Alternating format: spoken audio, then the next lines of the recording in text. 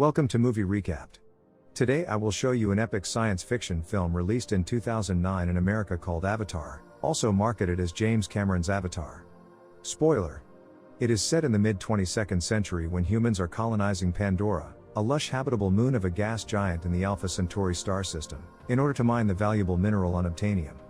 The expansion of the mining colony threatens the continued existence of a local tribe of Na'vi, a humanoid species indigenous to Pandora. The film's title refers to a genetically engineered Na'vi body operated from the brain of a remotely located human that is used to interact with the natives of Pandora. In the year 2154, Jake Sully, Sam Worthington, a former U.S. Marine paralyzed from the waist down due to wounds sustained in combat, is selected to participate in the Avatar program. Originally, the position was supposed to be filled by his identical twin brother Tom Sully, who was recently killed by a man who attempted to rob him of his money. Arriving from the 6-year journey from Earth to Pandora, Jake awakes from cryosleep with hundreds of other personnel to work at the human colony on this inhabited moon of Polyphemus, one of 3 fictional gas giants orbiting Alpha Centauri A. Jake meets with Colonel Miles Quaritch, Stephen Lang, a hardened and seasoned military veteran who is in charge of security on the colony. Quaritch welcomes the new personnel and military soldiers and briefs them on Pandora. It is mostly covered with lush rainforests and wildlife, and home to the primitive Na'vi, a sentient race of tall, blue-skinned humanoids. The colony personnel and military are under the jurisdiction of the Resources Development Administration, RDA, a non-governmental organization back on Earth. Jake is introduced to Norm Spellman, Joel David Moore, a biologist who arrived on the same rotation of personnel as he did, and Dr. Grace Augustine, Sigourney Weaver, a botanist as well as the leader of the Avatar program, which allows humans to control avatars, which are genetically engineered human Na'vi hybrids who look like Na'vi. Using the avatars, Grace and her team have made some considerable progress teaching some Na'vi their ways in English as well as learning their language and culture. Grace is not pleased with RDA Administrator Parker Selfridge's, Giovanni Ribisi, decision to use Jake to replace his brother's avatar position, as she will have to spend time training him in Na'vi culture as well as teaching him how to control his avatar. Parker stresses that the RDA needs to mine the extremely valuable mineral unobtainium, which can be found in huge deposits on Pandora. Meanwhile, Quaritch makes Jake his informant to gather information on the Na'vi and their home, the home tree, Kelutral, which has huge deposits of unobtainium buried deep below its surface. He wants Jake to gain their trust and convince them to leave their home within 3 months. After being trained for several weeks in his new body, Jake, Grace and Norm explore the native wildlife with Trudy Chacon, Michelle Rodriguez, a retired Marine pilot who is assigned to ferry them to their location. While Grace and Norm study the wildlife, Jake encounters a group of hammerhead Titanoteres, a rhinoceros-like animal species. However, the Titanoteres flee from a Thanator, Paleolicon, a terrifying land predator. Grace shouts at her group to flee. Jake runs from the Thanator, who is after him, and loses most of his equipment and weapon in the process. He narrowly escapes death from the predator and falls into raging rivers below. Jake meets Neytiri. As darkness falls, Jake creates a fire torch using a sap substance on the trees, and once more runs and fights a large group of small-sized viper wolves, Nantang. A female Na'vi named Neytiri, Zoe Saldana, rescues him and kills several of the viper wolves before they all flee. Neytiri is at first angry with Jake for having caused her to kill the viper wolves needlessly and leaves him. Jake goes after Neytiri, who tells him not to follow as she knows he is an avatar hybrid, a dreamwalker from the Sky People. Jake is caught by her fellow Na'vi, but Neytiri diffuses the situation by telling her people that she witnessed him being chosen by the Seeds of Iowa, a spiritual entity that the Na'vi worship, which indicate him as a pure spirit. Meeting Adakon, Wes Studi, and Moat. CCH Pounder. The leaders of the Omadakaya clan, who are also Neytiri's parents, Jake presents himself as a warrior dreamwalker, a term the Na'vi use to call the avatar hybrids, with his intention to learn from them. Adakon and Moat agree to teach Jake, making a reluctant Neytiri his tutor. From that day on, Jake spends his time learning the ways and culture of the Na'vi warriors, while jumping back to his original human body to report to Parker and Quaritch on information regarding the aliens. Grace arranges the movement of the Avatar team to a remote camp in the Halajuya Mountains after finding out from Dr. Max Patel that Jake has been having regular communications with Quaritch about the Na'vi. In his Avatar form, Jake learns how to bond and control his flying mountain banshee, while gaining respect and admiration from the Na'vi, his relationship with Neytiri continuing to grow, but also earning the jealousy and annoyance of Tsude, Laz Alonso, Neytiri's betrothed and next in line to be the clan leader. Reporting back to Quaritch, The colonel wants Jake to begin his plan to convince the tribe to leave the home tree, but Jake is now reluctant and weary of his fellow humans to exploit the moon's resources. He tells Quaritch that he will attempt to convince the tribe once he is made part of the people, a ceremony granting the greatest honor to an avatar.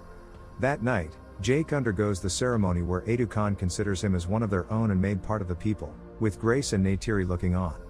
Jake is now part of the Omaticaya clan, and with this he can choose his mate. He and Neytiri choose each other and spend that night mating at the Tree of Voices, and they are now mated for life. When Jake and Neytiri awake, they encounter several bulldozers, sent by the RDA, destroying the nearby forests. In his attempt to stop them, Jake destroys one of the machine's camera arrays. Returning to the home tree, Sute confronts him for mating with Neytiri. Before anything else can happen, Jake and Grace are suddenly sent back to their human bodies when soldiers sent by Quaritch arrive and open their link units to take them back by force. Quaritch and Parker have seen footage of Jake destroying the bulldozer's cameras and have checked his entry logs, indicating him as losing interest to participate in the plan as well as committing possible treason. Grace tells an unbelieving Parker that the trees and plant life make up a huge network which connects the spiritual consciousness of all life, including the Na'vi, and must not be destroyed. Given a chance to attempt a final plea to the tribe to leave their home, Jake and Grace return to their avatar forms, but the Na'vi refuse to listen after Jake reveals he was sent by his superiors to convince them to move. They are bound and labeled as traitors by the Na'vi who intend to defend themselves. A large strike force led by Quaritch destroys the home tree, firing incendiary rounds that topple it to the ground, while killing large numbers of the tribe, despite their attempts to retaliate. Moat releases Jake and Grace from their bonds and pleads them to save her tribe. Edukan is killed in the destruction, leaving Neytiri devastated. She tells Jake to stay away when he tries to comfort her. Jake observes the destruction site. In the chaos, Jake and Grace are sent back to their original bodies to be placed under arrest for treason, along with Norm, who tried to stop the military from disabling their avatar forms. Trudy Chacon rescues the avatar team from prison and flies them to safety. However, Grace is shot by Quaritch when he attempts to stop them from leaving the colony. The team has the camp container holding the avatar transfer pod sent near the Tree of Souls, where the remaining Omaticaya tribe has fled to safety. Jake makes his intention to redeem himself in the eyes of the Na'vi and successfully tames and controls a great Leonopteryx, an enormous flying creature related to the Banshee, making him the 6th Toruk Makto in Na'vi history. Jake makes a plea to Moat to save Grace from dying. This is done by trying to have her consciousness transferred permanently into her avatar form, using the Tree of Souls, before her human body expires. However, it is too late, as Grace is too weak to be transferred. Before she passes away, she tells Jake that she's seen Iwa and the holy entity does exist. The RDA firing missiles at home tree. Following Grace's death, he asks Sute, who has been made clan leader, and the entire tribe to stand with him and face the humans. Having earned back the tribe's trust, Jake makes plans to join with other clans to strike back at the human forces. Surveying the Na'vi, Quaritch learns that other clans have converged with the Omaticaya at the Tree of Souls and decides to destroy them and their holy ground to put an end to their defiance once and for all. The night before the battle, Jake appeals to Yuya to fight alongside the Na'vi, asking her to look into Grace's memories of Earth. A huge military fleet commandeered by Quaritch approached the Tree of Souls, beginning the assault on the Tree of Souls. Thousands of Na'vi warriors led by Jake and Sute take to the skies and attack the fleet, causing huge losses on both sides. Neytiri is knocked off her Banshee and flees the military ground forces, while Norm's avatar is shot, forcing him to jump back to his real body and continue the fight as a human. Sute makes a valiant attempt to take down the shuttle carrying the explosives, but is shot and falls to the forest below. Trudy makes a valiant attempt to protect Jake from Quaritch's dragon, but is outgunned and killed. When all things seem bleak, the native wildlife of Pandora strikes back in force, seemingly responding to Jake's earlier plea to Iwa for help. The ground and aerial troops are scattered by the wildlife, while the shuttle carrying the explosives is destroyed before it reaches the Tree of Souls. During the wildlife's attack on the ground, a Thanator approaches Neytiri and offers her to ride it. She accepts by bonding with it. Jake manages to bring down Quaritch's gunship, but the colonel manages to get into his AMP suit and escape the ship's destruction. Neytiri sees Jake's human body for the first time. Finding the camp containing the avatar pods by chance, Quaritch attempts to destroy Jake's body, but Neytiri and her Thanator attack him. However, Quaritch kills the Thanator with his AMP and is about to kill Neytiri when Jake arrives to challenge him.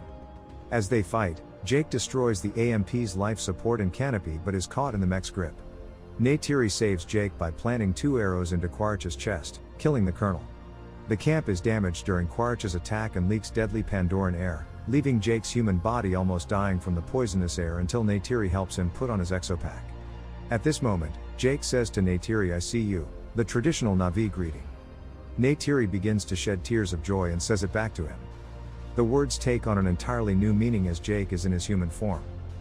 Having put an end to the military's attack, the Na'vi round up the remaining RDA personnel to be sent back to Earth, while allowing a select group to stay with them on Pandora, which includes Jake, Norm, the Avatar team and many other RDA defectors. Jake decides to stay in his Avatar form forever, and concludes his final entry log of his experiences on his birthday. Returning to the Tree of Souls, he undergoes the consciousness transfer from his human body to his Avatar form, and awakens to a new life as a Na'vi.